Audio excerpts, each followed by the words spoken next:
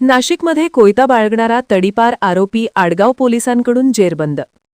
नाशिकच्या आडगाव पोलीस ठाण्याच्या गुन्हे शोध पथकाने प्रतिबंधक गस्तीदरम्यान कारवाई करत कोयता बाळगणाऱ्या तडीपार आरोपीला अटक केली. आरोपीकडून एक धारदार कोयता आणि स्विफ्ट कार असा एकूण 1,60,700 रुपयांचा मुद्देमाल जप्त करण्यात आला आहे. पोलिसांनी दिलेल्या माहितीनुसार पोलीस हवालदार M.V. परदेशी यांना गुप्त माहिती मिळाली की तडीपार आरोपी राहुल श्याम क्षत्रिय हा रुद्रा फार्म, सिद्धिविनायक चौक, छत्रपती संभाजीनगर रोड परिसरात सिल्वर रंगाच्या स्विफ्ट कारमध्ये फिरत आहे.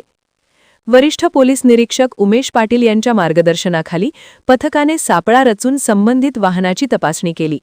यावेळी आरोपी राहुल क्षत्रिय आणि त्याचा साथीदार विकी बाळू जाधव यांच्याकडून एक धारदार लोखंडी कोयता आढळून आला. या प्रकरणी आडगाव पोलीस ठाण्यात भारतीय हत्यार कायद्यान्वये गुन्हा दाखल करण्यात आला आहे.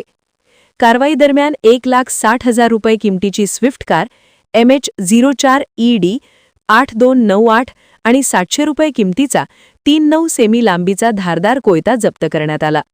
ही कारवाई पोलीस आयुक्त संदीप कर्णिक, पोलीस उपायुक्त मोनिका राऊत, सहाय्यक पोलीस आयुक्त शेखर देशमुख यांच्या मार्गदर्शनाखाली वरिष्ठ पोलीस निरीक्षक उमेश पाटील, सपोनी निखिल बोंडे, सतीश जगदाळे, मयूर निकम व गुन्हेशोध पथकातील अंमलदारांनी केली.